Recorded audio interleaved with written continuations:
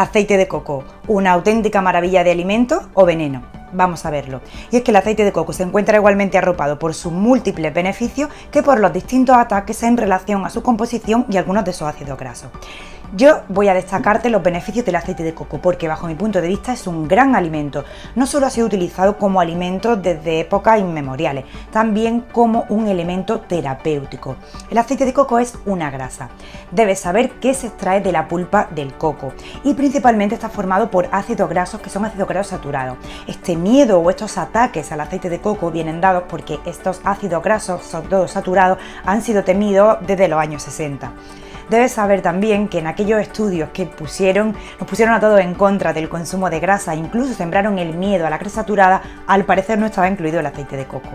A pesar de que ese miedo a la grasa pues sí que está bien instaurado, no está a día de hoy justificado, ya que tenemos innumerables estudios que nos aseguran que el consumo de grasas es necesario, que es importante consumir diferentes fuentes de ácido graso y que concretamente algunos de los ácidos grasos contenidos en el aceite de coco son muy interesantes nutricionalmente hablando.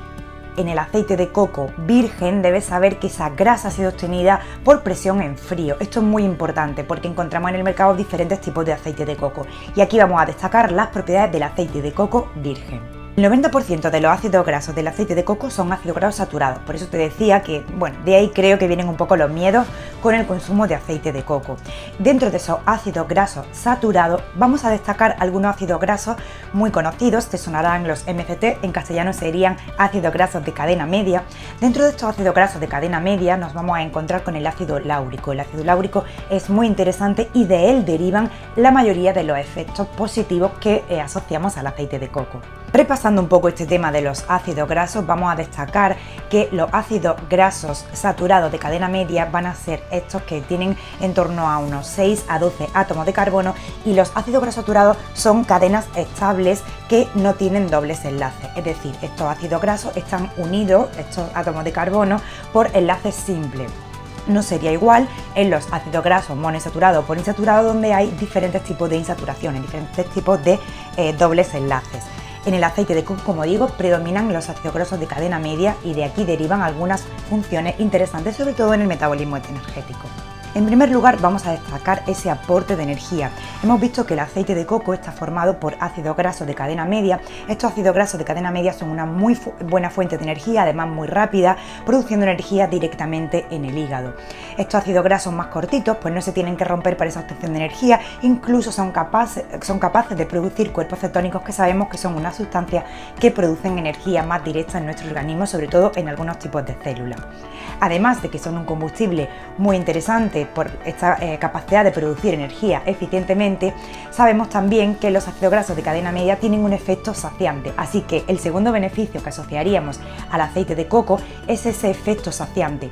Debemos aquí diferenciar entre saciación y saciedad, porque siempre confundimos estos términos. Cuando hablamos de saciación es el efecto inmediato que está teniendo un alimento o un plato, por ejemplo, relacionado con el llenado gástrico o con la masticación. En el aceite de coco hablamos de saciedad, ese efecto saciante viene dado en el largo plazo. Con el consumo de aceite de coco vamos a conseguir este efecto, por lo cual va a ser muy interesante en dietas hipocalóricas, dietas que busquen reducir ese porcentaje de grasa o incluso cuando se realiza dieta cetogénica.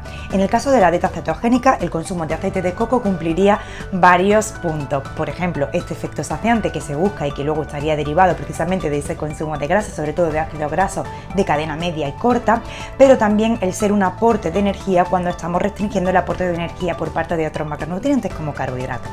En tercer lugar, debemos saber que el aceite de coco mejora algo muy interesante, la sensibilidad a la insulina y la sensibilidad a la leptina. Sabemos que la leptina es la hormona de la saciedad y muchas personas no consiguen sentir esa sensación de saciedad a pesar de tener un porcentaje de grasa elevado. Sabemos que la leptina se produce por ahí y a pesar de comer grandes cantidades no consiguen sentirse saciados. Es porque hay una resistencia a esta hormona. Se produce esta hormona o existe esta hormona en nuestro organismo, pero no somos sensibles a ella. Y el consumo de aceite de coco o los ácidos grasos contenidos en el aceite de coco parecen estar relacionados con esa mejora de la sensibilidad a la insulina y al leptina. En cuarto lugar, y muy importante, y esto es muy extenso y lo vamos a resumir también en que se le han asociado beneficios a nivel cerebral. Se están haciendo estudios muy interesantes en relación a la cognición, incluso al tratamiento del Alzheimer. Así que el consumo de aceite de coco puede ser muy interesante en personas de edad avanzada para reducir o retardar ese deterioro cognitivo. En quinto lugar, precisamente uno de los ácidos grasos que hemos visto del aceite de coco, el ácido láurico, que sería el C12, el ácido graso que tiene 12 átomos de carbono, tiene un efecto antimicrobiano, antiviral, antimicótico. Se ha utilizado en algunas culturas para tratar parasitosis, para tratar algunos virus. Es muy interesante su uso y si sospechamos que podemos estar con alguna infección de este tipo, puede ser muy interesante y con muy poco riesgo consumir aceite de coco a lo largo del día en nuestra alimentación. Sexto, ayuda a disminuir el colesterol total, incluso aumentar el HDL o el llamado colesterol bueno. A pesar de todos los miedos mal infundados del consumo de grasa, del consumo de ácidos grasos saturados en relación al colesterol, en este caso es todo lo contrario. El aceite de coco se ha visto que puede ser beneficioso en este punto a la hora de reducir el colesterol total. El séptimo beneficio del cual te quiero hablar, y es muy interesante, es su uso en cocina. El aceite de coco tiene un elevado punto de humo, es decir, tiene un punto muy elevado al cual de temperatura empieza a producir sustancias indeseables, por lo cual en cocina, cuando vamos a utilizar altas temperaturas, en una fritura, en un horno o en cualquier preparación, puede ser de la grasa más interesante de utilizar, ya que no produce esas sustancias tóxicas que sí producirían otro tipo de aceites. Y el octavo beneficio que quiero traer hoy, a pesar de que hay muchos más en relación al aceite de coco, es su uso como cosmético. Es un cosmético natural excelente para hidratar el cabello, para hidratar algunas zonas de la piel, uñas, incluso en algunas zonas en las que puede haber alguna infección por hongos, es excelente. No te recomendaría su uso como hidratante facial porque es comedogénico, pero atención, porque es un excelente desmaquillante. Cuando utilizamos maquillajes muy pesados o maquillajes que pueden ser resistentes al agua, algún labial que sea muy resistente, no hay nada mejor que desmaquillarlo con aceite de coco. Lo retira perfectamente, sabemos que es una sustancia que no es tóxica, que es natural y que puede desplazar otros cosméticos que no son tan recomendables. Nos desmaquillamos y después podemos lavar nuestro rostro con normalidad y ya te digo, es estupendo. Como ves, lo puedes tener tanto en la cocina como en el baño. Además, un truquito, y es que con aceite de coco y por ejemplo con remolacha en polvo, con el polvo de remolacha, puedes elaborar un labial o con color, una vaselina con color que podrás mantener en el frigorífico. Esto es muy importante porque el aceite de coco a menos de 25 grados sí que suele estar sólido, pero a partir de los 26 grados ya empieza a estar líquido, así que este tinte labial debería guardarlo en el frigorífico. Así que las aplicaciones más interesantes que te quiero traer hoy con el aceite de coco serían, en términos de salud, como un elemento terapéutico.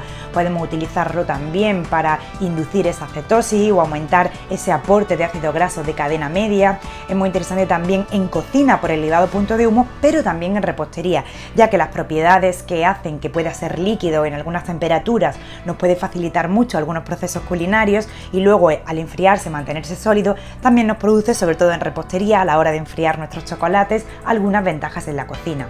Como cosmético ya hemos visto que es un excelente desmaquillante y a su vez es un excelente hidratante para el cabello, los labios, incluso algunas zonas del cuerpo.